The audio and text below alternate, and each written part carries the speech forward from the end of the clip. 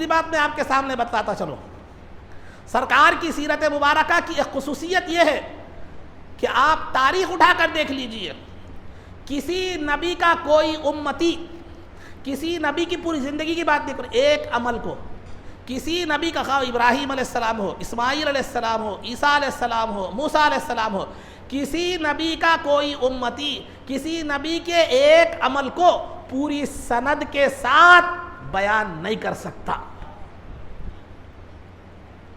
مثال کے طور پر ابراہیم علیہ السلام نے کھانا اس طرح کھایا، ان کا کوئی امتی آج بھی موجود ہے، کبھی بھی موجود ہو، وہ ایک امتی ان کی جو ہے نا اس کھانا کھانے کے طریقے کو میں نے ان سے سنا ہے، انہوں نے ان سے سنا ہے، انہوں نے ان سے سنا ہے، انہوں نے جو ہے نا ابراہیم علیہ السلام سے سنا ہے، یہ جو اتصال کے ساتھ، تسلسل کے ساتھ کوئی امتی کسی نبی کی سیرت کا بلکہ ایک عمل کو بیان نہیں کر سکتا۔ نہ ان کی سیرت محفوظ ہے، نہ ان کی کتابیں محفوظ ہے، بلکہ نبی پاک صلی اللہ علیہ وسلم پر جو قرآن نازل کیا گیا اس میں انبیاء کے جو قصے سرکار کی کتاب میں نازل کیے گئے وہ البتہ محفوظ ہے۔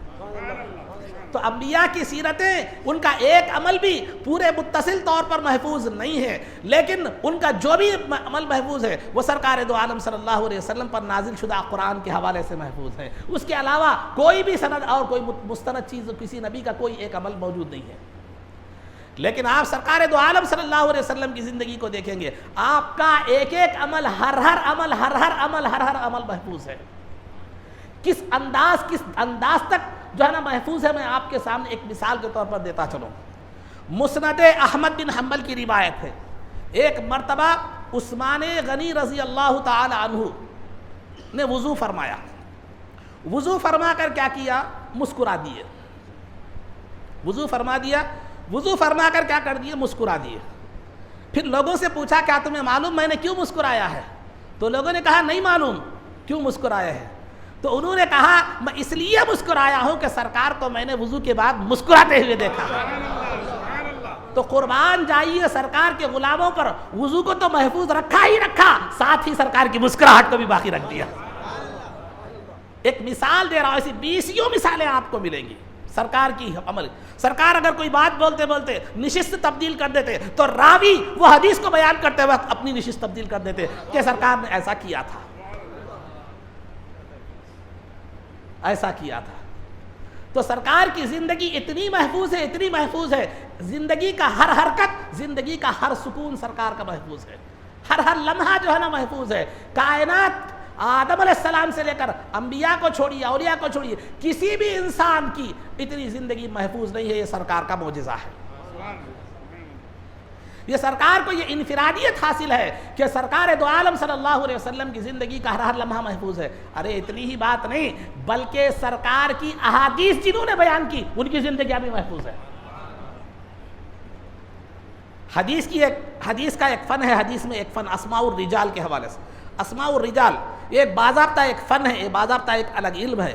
اس میں کیا ہوتا ہے، سرکار سے جن لوگوں نے حدیث سنی، ابو بکر صدیق رضی اللہ تعالیٰ عنہ نے سنا، صحابی نے سنا، تابعی کو پہنچا دیا، تابعی نے سنا، تابعی کو پہنچایا، تابعی نے جو ہے نا کسی محدث کو پہنچا رہا، وہ محدث نے کسی محدث کو، وہ محدث نے کسی محدث کو۔ تو جہاں تک ہم تک جو حدیث پہنچی ہے سرکار کی، پہنچانے والوں کی زندگیوں کے حالات بھی محفوظ ہیں،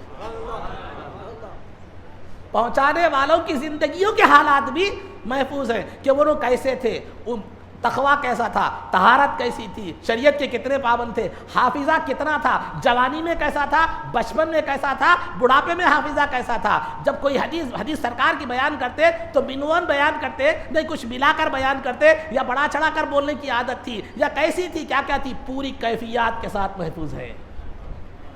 تو سرکار کی زندگی بھی محفوظ، سرکار کی زندگی کو جنہوں نے بیان کیا ان کی زندگیاں بھی محفوظ، ان کی زندگیاں بھی محفوظ، اور جو سرکار دو عالم صلی اللہ علیہ وسلم کی زندگی کو اپنا لے اس کی زندگی بھی محفوظ ہو جائے گی،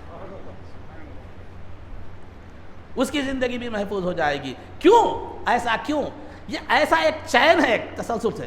چین کیا ہے؟ اللہ رب العزت نے قرآن کریم میں فرمایا انا نحن نزلنا الذکر وانا لہ لحافظون، کہ ہم نے قرآن کو نازل کیا اور قرآن کی حفاظت کرنے والے بھی ہم ہیں۔